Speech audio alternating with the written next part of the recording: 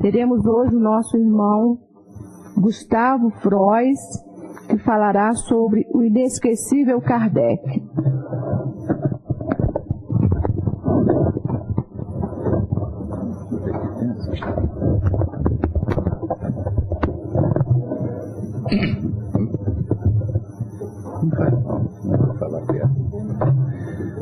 Que as bênçãos da luz divina recaiam sobre esta casa, trazendo a todos os corações a paz do Senhor.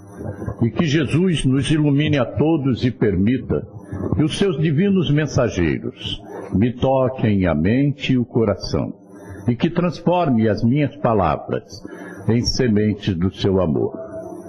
Meus queridos irmãos, minhas queridas irmãs, vocês não podem avaliar o que é esta reunião. Eu estou falando isso agora, nesse instante, por aquilo que eu estou sentindo.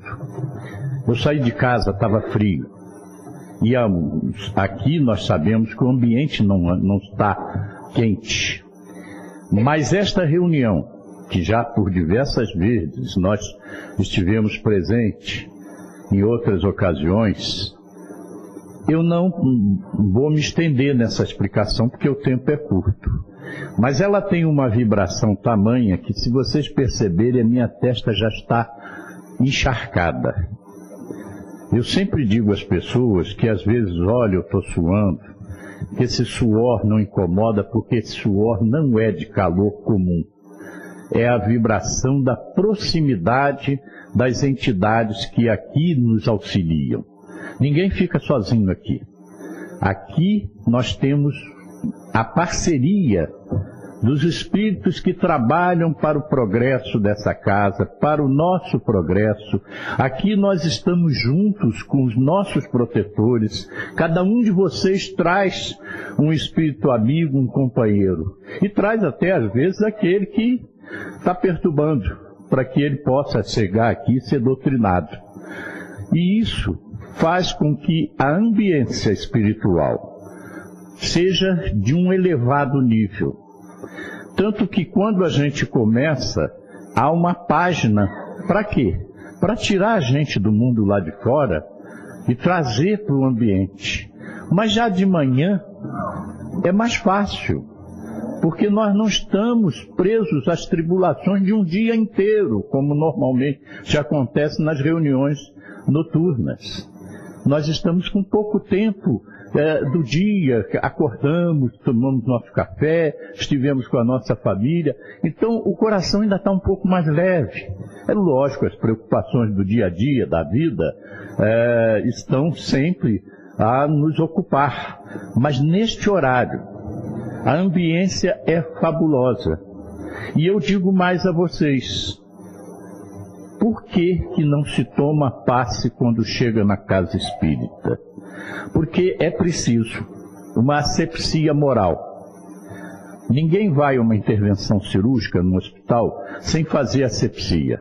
Primeiro se faz a asepsia, depois se faz a cirurgia, para evitar que ela tenha problemas durante a operação. E a asepsia para o tratamento espiritual, para o passe, é a palestra. É o momento em que nós nos preparamos, nos colocamos em condições de receptividade para sermos beneficiados pelo passe. E esta reunião aqui, gente, quando vocês tiverem que tomar passe, pode, lógico que as outras todas vão funcionar, mas essa é a que mais favorece, em função dessa ambiência que nós temos aqui nesse instante, exatamente pelo elevado nível de vibração que a espiritualidade consegue colocar em função da nossa colaboração. Que a vibração vai do nosso condicionamento moral, espiritual, da nossa condição de estarmos mais tranquilos, ou estarmos revoltados, ou preocupados. E de manhã é um pouquinho mais calmo, mais fácil para a espiritualidade. Pena a gente não poder estender muito esse comentário, porque o tempo também, eu sei que há compromisso, e o tempo não permite que a gente avance. Mas toda vez que a gente vier, há sempre uma oportunidade. Hoje é um dia muito especial, porque 3 de outubro foi exatamente a data de nascimento do nosso querido mestre Kardec. Kardec, como nós sabemos, é um pseudônimo. Ao nascer lá em Lyon, na França, numa família de magistrados, é bom que se diga, seu pai era juiz, seus tios também eram promotores, procuradores, advogados. Ele recebeu como nome de batismo Hippolyte Léon Denisard Riveio. Eu vou até esclarecer aqui uma coisa, que a maioria fala Rivail. Nós aportuguesamos o nome dele, mas ele é francês e, portanto, é Riveio. Quando eu falar Riveio, eu não estou trocando o nome, não. Eu estou respeitando apenas a origem do nome, que é francesa. Não tenho nada contra quem está falando Rivail, porque se tornou um hábito falar professor Rivail, mas o nome correto é Riveio. Professor Riveio, eu vou tratá-lo assim, porque nós sabemos que ele se tornou um grande mestre. Foi criado os primeiros anos ali na região de Lyon, mas já muito jovem foi enviado para Yverdun, na Suíça, onde o mestre Pestalozzi havia feito aquela revolução na educação com seu novo método, onde o sistema de ensino era diferenciado. E lá, em Yverdun, já o menino Riveio se tornou um dos seus monitores, aí em função da inteligência superior. É preciso que a gente compreenda que nós estamos falando de um espírito superior, um espírito com muitas vivências e, portanto, com uma capacidade intelectual e intelecto moral, vamos adiantar, muito grande. Então, para ele, a facilidade do aprendizado, lógico, evidente, era maior. Não que isso seja privilégio de alguém que Deus colocou uma inteligência, não, é conquistar. O espírito, à medida que evolui, ele vai trazendo esses valores. E, portanto, esse espírito maravilhoso, que é, com certeza, um amigo muito próximo de Jesus, haja visto que nós temos que observar que a missão que lhe foi confiada não seria um espírito qualquer. Teria que ser alguém muito próximo do coração de Jesus. Esse espírito maravilhoso, tão digno, tão inteligente, que demonstrou todas essas qualidades, com certeza, para receber a missão de cumprir uma das promessas do Mestre Jesus, não podia ser qualquer um. Aliás, uma coisa, a gente aqui faz orações e faz pedidos. Há quem peça a Bezerra de Menezes, há quem peça a Emanuel, há quem peça... Hoje já tem gente pedindo até a Chico Xavier. Mas vocês estão me esquecendo de Kardec. Ninguém pede nada a Kardec. Ora, pensem bem, um espírito maravilhoso, um espírito elevadíssimo. Aquele espírito que é amigo de Jesus, próximo ao coração de Jesus, e a gente aqui não pede uma orientação, uma ajuda dele. Vamos pedir, gente, porque ele está com tempo vago, viu? Nós estamos deixando ele com tempo vago. E com certeza vai atender a gente com muita alegria. Mas esse homem, que se tornou um dos monitores e instrutores de Pestalozzi, acabou chegando a um ponto que Pestalozzi, ao sair para inaugurar outros centros de estudo pela Europa fora, porque naquela época ele foi muito solicitado, ele só ia quando ele tinha o professor Riveio para assumir o seu lugar. Veja essa inteligência superior, e é preciso que a gente fale isso, porque muita gente diz assim: quem foi Kardec? Era um professor francês que codificou o Espiritismo. Só isso, ele só fez a codificação. Achando que ele era apenas isso. Ele não era além disso, ele era tudo isso. Porque vejam vocês que até medicina ele estudou no Instituto Pestalozzi. Embora nunca tenha exercido, mas ele conhecia fisiologia, ele conhecia botânica, ele conhecia a matemática, astronomia, todas essas matérias ele conhecia, filosofia, física, química, deu aulas para muita gente de todas essas matérias. E vejam vocês, quase ninguém sabe. Um dos maiores poliglotas da época. Falava, além do francês, o italiano, o alemão, o inglês, o português também, e ainda arranhava, além do espanhol, aliás, não era o português, era o espanhol que ele falava, me perdoe, ainda conseguia se expressar e entender o holandês. Não era fácil. Ele justifica com isso a condição de membro da Academia Real da Raça, da qual ele recebeu uma menção honrosa, um prêmio que era o máximo naquela época para um dos educadores, por estar nas mãos dele um trabalho que foi maravilhoso sobre a metodologia de ensino na França. São inúmeras as obras publicadas por ele que serviam às universidades francesas, aos centros de estudo na área educacional.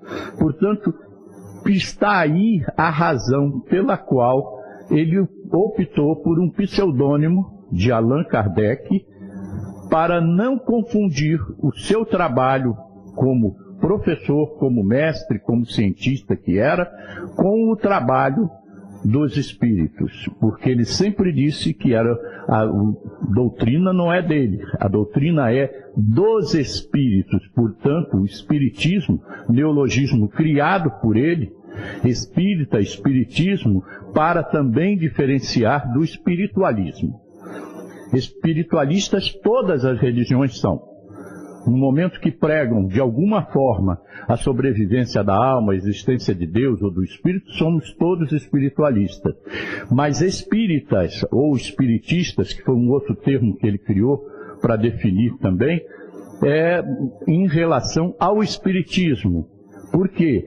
É a doutrina dos espíritos, aquilo que ele determinou para diferenciar essa doutrina das doutrinas espiritualistas. Então vejam vocês, por esse motivo, ele colocou o nome Allan Kardec, que lhe foi revelado ser um nome de uma antiga encarnação dele, como um sacerdote druida que vivera há séculos anteriores e tinha esse nome de Allan Kardec. Então vejam vocês que nós não estamos falando de uma pessoa qualquer, uma pessoa que, ao entrar, e me perdoem a pressa, estou pulando, a gente tem um tempo, ao entrar na pesquisa da doutrina dos espíritos, ele transforma o movimento das mesas girantes, que até então era uma brincadeira, uma diversão feita nos salões daquela época na França, porque as pessoas se reuniam, e a gente fala aí em mesa girante, mesinha pé de galo, as pessoas imaginam que era uma mesa desse tamanho que saía por aí dando cambalhota. Não é não. A mesa que eles usavam era aquela redondinha, uma espécie de tripé com os pés virados para fora, por isso chamava-se pé de galo. Era uma mesa redonda, não muito grande, onde as pessoas se reuniam à volta, colocavam as mãos em cima da mesa e durante algum tempo ficavam concentradas em silêncio. E esta mesa movimentava-se com a combinação dos fluidos, dos médiuns presentes, que nem sabiam que eram médiuns, e dos espíritos que ali se manifestavam. Neste instante, era diversão. Mas o cientista, que era Kardec, quando comentaram com ele sobre o assunto, vejam vocês o que é a inteligência. Ele disse, isso aí é fruto do magnetismo. Já que ele era um estudioso do magnetismo, estudou Paracelso, Franz Anton Mesmer, que eram obras que ele tinha por interesse de conhecer. E na realidade, mesmo sem saber o que é o espiritismo, ou ter feito ainda qualquer estudo sobre isso, ele acerta na mosca, porque a realidade do movimento das mesas girantes se baseava exatamente no magnetismo. O magnetismo animal, que combinado com o magnetismo espiritual, fazia com que as mesas se movimentassem. É um fenômeno que hoje não é comum se repetir, pela falta da necessidade. Aquela época era necessário despertar. Mas, passados alguns anos, quando lhe disseram que as mesas respondiam a perguntas através de um código de batidas, ele disse, não, peraí, aí é diferente. Que ela bata, que ela responda, eu entendo, mas que ela venha responder é preciso que tenha nervos, músculos, sangue, cérebro, alguma coisa há por trás disso. E ele foi pesquisar. E a sua pesquisa nos deu essa resposta maravilhosa, que é o Livro dos Espíritos, e transformou, a partir daquele instante, toda a movimentação em torno das mesas girantes. Por quê? Porque no momento que ele adentrou na primeira casa, onde se faziam essas experiências, mudou o ambiente em função da respeitabilidade de um cientista de renome à época. Portanto, nós não estávamos lidando com um professorzinho, mas sim com uma autoridade respeitada que atraiu para essa pesquisa, para esse movimento de mesas girantes, as maiores autoridades no momento da França. E a resposta foi essa resposta maravilhosa, que é a doutrina dos espíritos. Ele, na realidade, no primeiro momento, ele não quis criar uma religião ou coisa parecida. Uma seita, um segmento, não. Tanto que até hoje nós temos o Espiritismo tratado como a terceira revelação. E ele assim compreendeu e entendeu, tentando levar essa revelação para todos, para todas as religiões. Busquem, há um livro que não é um livro da codificação, mas é um livro de autoria dele, que é o Viagem Espírita de 1862, onde ele demonstra a sua alegria ao encontrar gente de todas as classes e de todas as religiões nas suas viagens que ele fazia pelo interior e nos seus discursos, nas suas palestras sobre espiritismo. A intenção dele era que todos recebessem. Mas vejam vocês o que aconteceu. Ele foi rechaçado. Porque o espiritismo, adotado por religiões tradicionais, representaria uma revolução dentro dessas religiões que encamparia uma série de problemas. Por exemplo, deixar de lado a condição privilegiada de mando, de cargos, de ganhos, enfim, a prepotência daquelas autoridades eclesiásticas, de todos, padres, pastores, todo mundo do ramo, teria que se igualar, como nós aqui somos todos iguais. Aqui não temos ninguém liderando com um cargo especial, com um mando ou com algum privilégio. Principalmente, esses privilégios teriam um privilégio de ganho, que eles teriam que abrir mão para adotar essa revelação.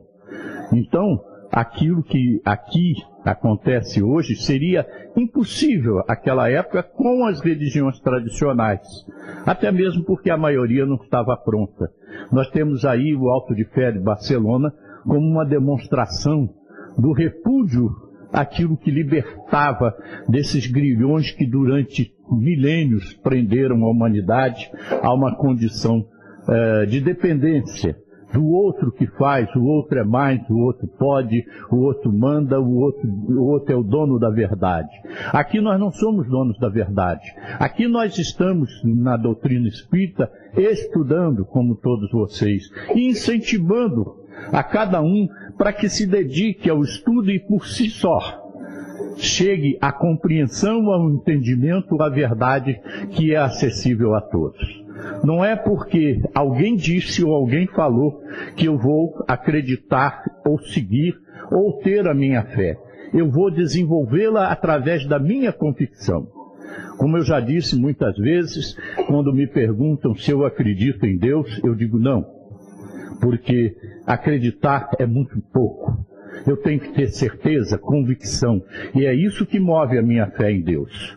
Eu não posso apenas acreditar. Acreditar é uma função para quem ouve o outro falar. Aí eu acredito que alguém me falou que Deus existe? Não.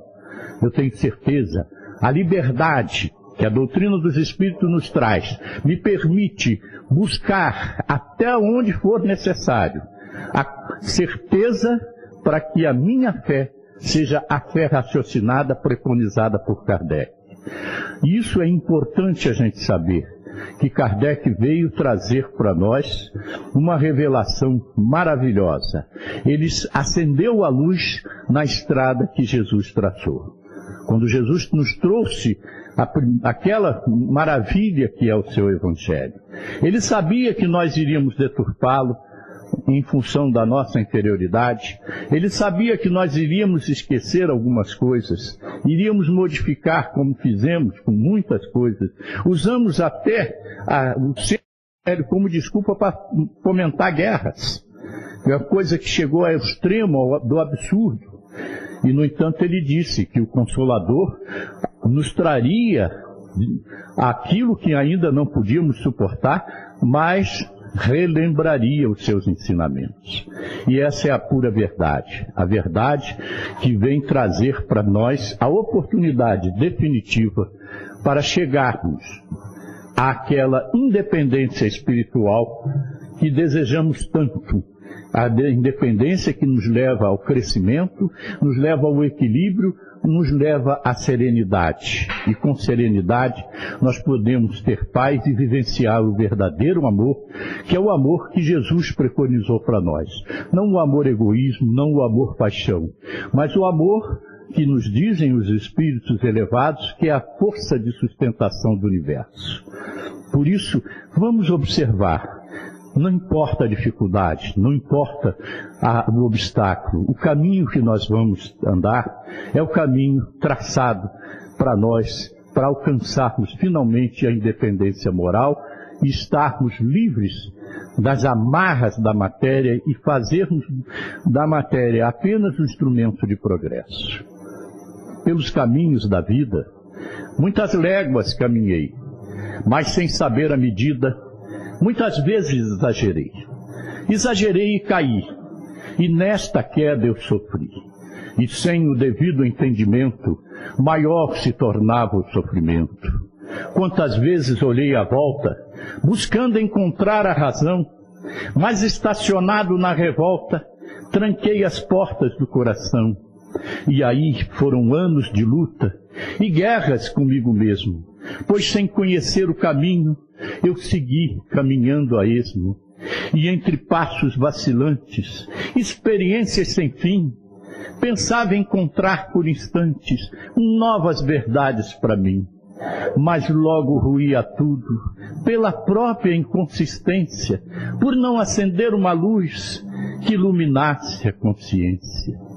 E entre tropeços e erros, meu tempo se acabou, enquanto eu perguntava: de onde eu vim? Para onde eu vou? A resposta eu fui encontrar num livro que a mim chegou, para acender uma luz que nunca mais se apagou. Falava da vida e da morte, de casos de toda sorte, de tudo que se pode supor, mas falava também de amor. E então eu pude compreender, ao se acender essa luz, que o verdadeiro amor é o amor que existe em Jesus, que eu sou espírito imortal, com destino à felicidade, que eu estou no caminho da vida para encontrar a verdade, que a morte não existe, que é apenas uma etapa que finda, pois daqui partimos para outra vida que é mais bela ainda. E as notícias de lá nos informam que cá iremos encontrar felicidade trilhando os caminhos da caridade. Mas que a dor sempre nos serve para aprender a resgatar, mas que a misericórdia divina está sempre a nos alcançar. Que maravilhosa doutrina, que nos faz entender o real sentido da vida que Deus nos deu para viver. Agora eu sei, sou filho de Deus, sou chama, sou força, sou luz, sou mensageiro do amor, eu sou irmão de Jesus. Pela doutrina espírita, o verdadeiro Consolador, resta apenas dizer: obrigado. Muito obrigado, Senhor. Pela atenção de vocês, muito obrigado outra vez.